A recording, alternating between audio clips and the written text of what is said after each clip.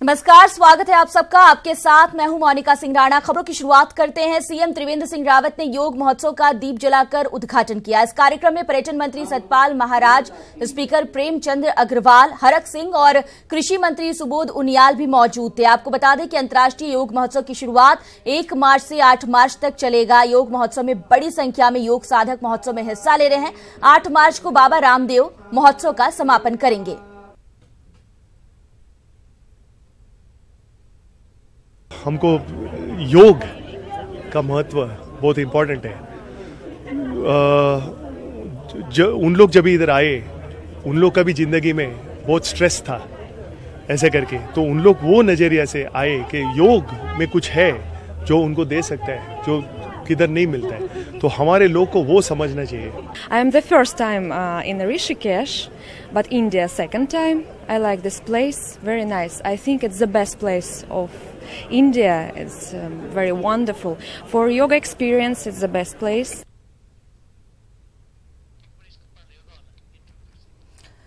तो तस्वीरें भी आपको दिखा रहे हैं किस तरह से दूर दूर से लोग इस महोत्सव में शिरकत करने के लिए पहुंचे। आपको बता दें कि सीएम ने इस योग महोत्सव का दीप जलाकर विधिवत उद्घाटन किया। इस कार्यक्रम में कई गणमान्य लोग मौजूद रहे। सतपाल महाराज, स्पीकर प्रेमचंद अग्रवाल, हरक सिंह और कृषि मंत्री सुबोध उनियाल इस मौके पर मौजूद थे। ये महोत्सव 1 मार्च से 8 मार्च तक चलने वाला है। योग महोत्सव में बड़ी संख्या में योग साधक हिस्सा ले रहे हैं, जिसकी तस्वीरें भी आप देख पा रहे हैं। 8 मार्च को बाबा रामदेव इस महोत्सव का समापन करने वाले हैं। इधर तीर्थ नगरी ऋषिकेश को योग नगरी के नाम से भी पूरी दुनिया में जाना जाता है। योग साधना के लिए ऋषिकेश में आज से योग महोत्सव शुरू हो गया है। ये तस्वीरें ऋषिकेश में गंगा किनारे की है। पहाड़ की वादियों से घिरे गंगा रिजॉर्ट में योग की ट्रेनिंग दी जा रही है। देशी और विदेशी योग साधक बड़ी संख्या में यहां हिस्सा ले रहे हैं। इस बार योग महोत्सव इसलिए भी खास है क्योंकि बीटल्स के भारत आने के 50 साल पूरे हो गए हैं। इस आयोजन से योग को बढ़ावा मिलने के साथ पर्यटन कारोबार को भी पंख लगने की उम्मीद की जा रही है। ऋषिकेश में आयोजित हो रहे योग महोत्सव से पर्यटन विभाग ने महत्वपूर्ण संदेश देने की कोशिश की है। 8 मार्च तक चलने वाले इस आयोजन में पर्यटन विभाग ने देश और विदेश की संस्कृति की झलक दिखाने के भी इंतजाम किए हैं। पर्यटन मंत्री सतपाल महाराज ने इस बारे में बात की हमारे संवाददाता मुकेश कुमार से। ऋषिकेश को आज से खास तौर पर योगा के लिए जाना जाएगा। योग महोत्सव आज से शुरू हो रहा है। पर्यटन मंत्री सतपाल महाराज जी हमारे साथ उनसे बात करते हैं। महाराज जी, आज का दिन बहुत खास है, किस तरह से आगे और खास रहने वाला है? ये योग की राजधानी आज ऋषिकेश बन गई है और योग को सीखने के लिए यहाँ देश विदेश से लोग आए हुए हैं। ये हमारे लिए बड़ी खुशी की बात है कि यहाँ पर सभी आचार्यों की जो योग पद्धति है वो प्रस्तुत करेंगे जनता के आगे, लोग उसको सीखेंगे। और ये मैं समझता हूँ बहुत बड़ा फोरम हमने प्रोवाइड किया है। योगा, वेलनेस और मेडिकल टूरिज्म को लेकर के उसका समन्वय करते हुए एक बहुत बड़ा संदेश ऋषिकेश से जाएगा। विदेशी पर्यटकों के लिहाज से भी बहुत अहम माना जा रहा है इस पूरे आयोजन। जी हाँ, निश्चित रूप में।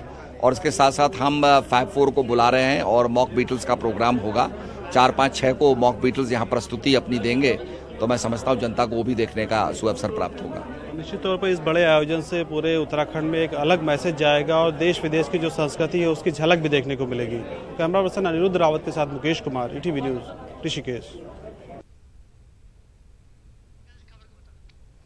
तो एक अलग छवि दिखेगी पूरे देश में उत्तराखंड की, और इसी के लिए ये आयोजन अपने आप में और भी खास हो जाता है। देश ही नहीं बल्कि विदेशी जो लोग हैं वो यहाँ पर बड़ी संख्या में नजर आ रहे हैं। पर्यटन विभाग ने खास तौर पर इंतजाम भी किए हैं ताकि एक अच्छा संदेश योग को लेकर और इस महोत्सव को लेकर लोगों के बीच जाए। योगा करते आज कई लोग नजर आए।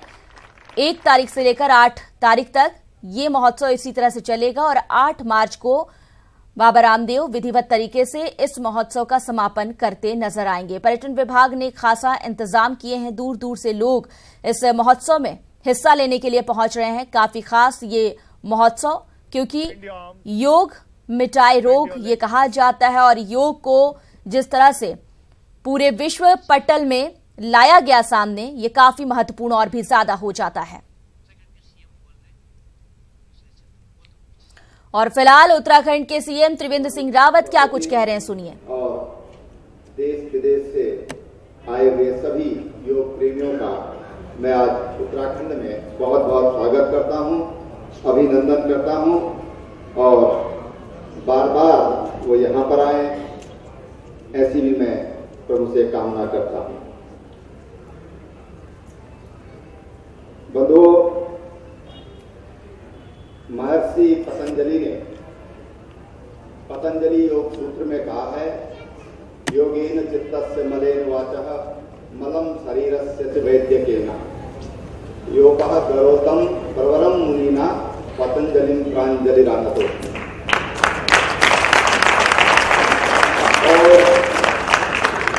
योग के जो जनक के रूप में महर्षि पतंजलि को हम सब लोग मानते हैं, जानते हैं और आज इस अवसर पर मैं समझता हूं कि उनका भी हम पुण्य स्मरण करते हैं। आज जिस योग विद्या के लिए हम कहते हैं कि योग करे निरोग, आज समस्त विश्व आज योग की ओर आ रहा है। जहां हमारे तमाम जो धर्म गुरु हैं उन्होंने उसे दुनिया में पहुंचाने का काम किया, वहीं देश के यशस्वी प्रधानमंत्री जी ने जब 27 सितंबर 2014 को यूनाइटेड नेशंस जनरल असेंबली में योग का विषय उठाया और ये अपील की विश्व समुदाय से कि विश्व को अगर हम रोग मुक्त करना चाहते हैं, विश्व को अगर हम अहिंसा की ओर ले जाना चाहते हैं, विश्व को अगर हम शांति की ओर ले जाना चाहते हैं, स्वस्थ विश्व की परिकल्पना करना चाहते हैं, तो उसके लिए अगर एक सूत्र है तो योग का सूत्र है, वो भारत के पास है और दुनिया के देशों को उसको अपनाना चाहिए। और एक रिकॉर्ड टाइम में 11 दिसंबर को 3 महीने से कम समय में यूएन की जो जनरल असेंबली है उसने उस पर मुहर लगा दी और 21 जून को यानी कि 6 महीने, लगभग 6 महीना पूर्ण होने पर 21 जून को विश्व योग दिवस के रूप में मनाया जाने लगा है। आज भारत विश्व को अगर जहां शांति का संदेश दे रहा है, वहीं स्वस्थ विश्व की परिकल्पना अगर किसी ने की है तो भारत ने की है। और जो एक बहुत ही एक तरह से निःशुल्क है, एक तरह से अगर हम कहें, एक निःशुल्क विद्या है।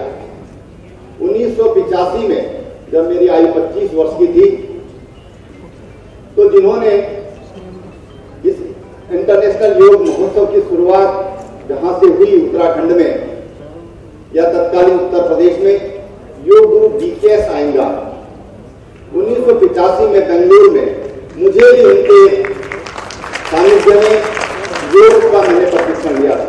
1985 में जब बेंगलोर में जाकर के 10 दिन में वहां पर रह करके उनके सानिध्य में योग का प्रशिक्षण लिया था।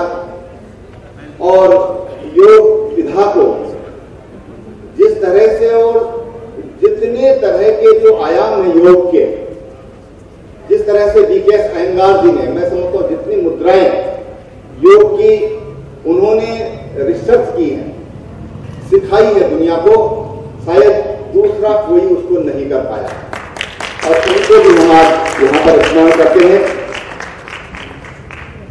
आज सारा विश्व ये मानने लगा है कि अगर रोग मुक्त रहना है, स्वस्थ रहना है, तो योग उसके लिए सर्वोत्तम तरीका है। और यहां तक कि जब आज तमाम दुनिया के कई देश जब हिंसा की ओर बढ़ रहे हैं, हिंसक प्रवृत्ति के हो गए हैं, ऐसे में मैं समझता हूं कि जहां योग हमें शांति की, सुख की और ईश्वर की ओर प्रवृत्त करने की प्रेरणा देता है, उस ओर हमें ले जाता है, प्रवृत्त करता है, वही दुनिया में जहां अहिंसा का एक माहौल बन रहा है, वहीं पर योग शांति का भी संदेश देने का काम और विश्व में अहिंसा की प्रवृत्ति को छोड़ने का भी काम अगर कोई करवा सकता है तो योग विद्या करा सकती है। मेरे पास कुछ लोग आए